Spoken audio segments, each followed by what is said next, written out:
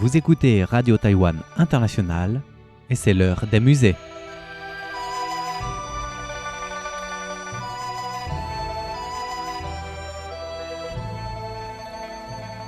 Chers amis francophones, 你好吗? Voilà, c'est à nouveau l'heure de notre rendez-vous. Vous écoutez l'heure des musées, une émission consacrée à la culture et l'art chinois, animée par Miao Yonghua. À la fin de notre dernière émission, nous avons annoncé que nous allions explorer plus en profondeur les 4 arts réunis. Et nous sommes prêts à vous emmener dans cette découverte fascinante. Le qin, musique, le qi, échec, le shu, calligraphie ou la poésie, et le hua, peinture, autrefois appelés les 4 arts, sont des symboles de la culture et du raffinement personnel. Depuis l'Antiquité, les lettrés et les nobles entretiennent une relation indéfectible avec ces arts.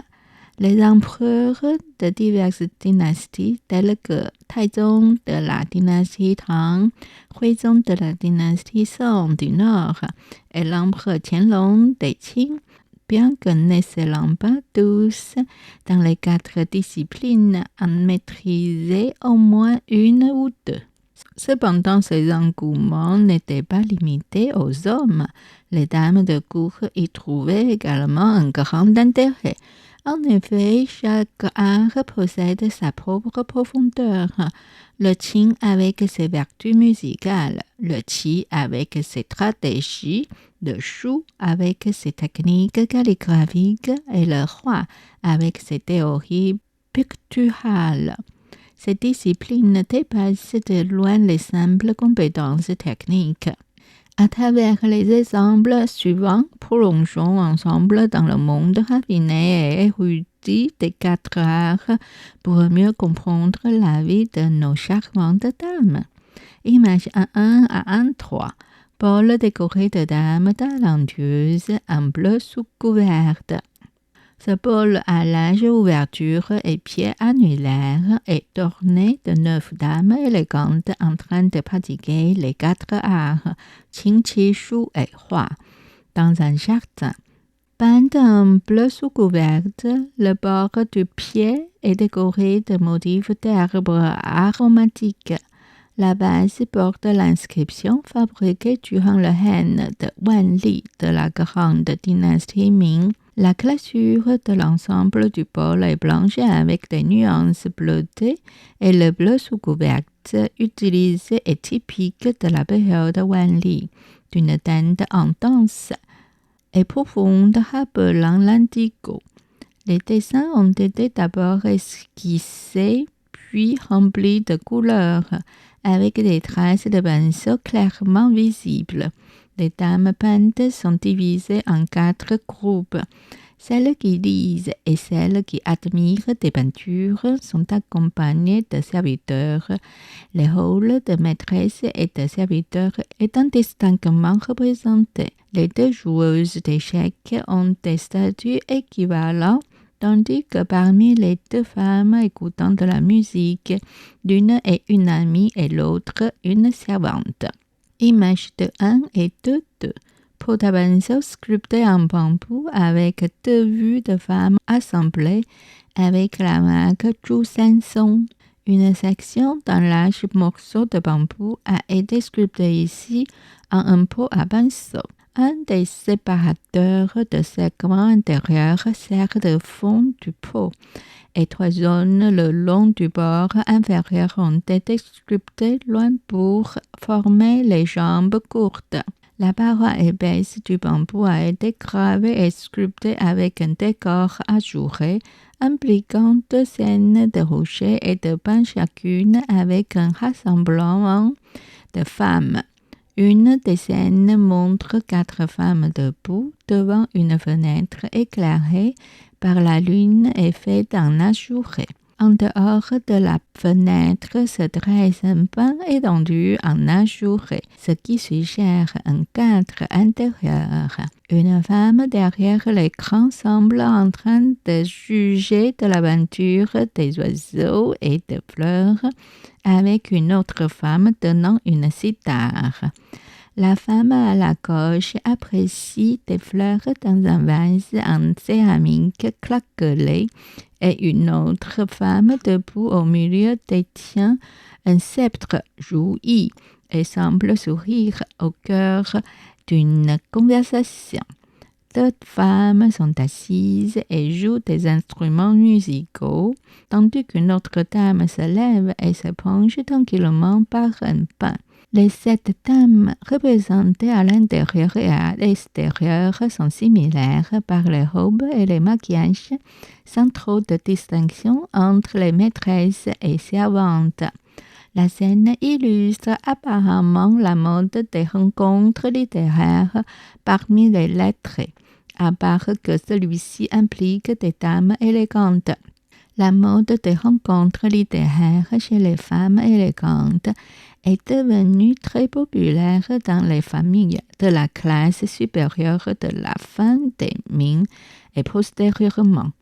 Non seulement les dames se réunissent pour jouir des arts de loisirs de la cithare, des échecs, les fleurs et le thé, mais elles ont également suivi la pratique à leur savante l'organisation des sociétés de poésie, en prenant part à des voyages et aussi en se livrant à l'échange de la poésie, de la prose, de la peinture et de la calligraphie.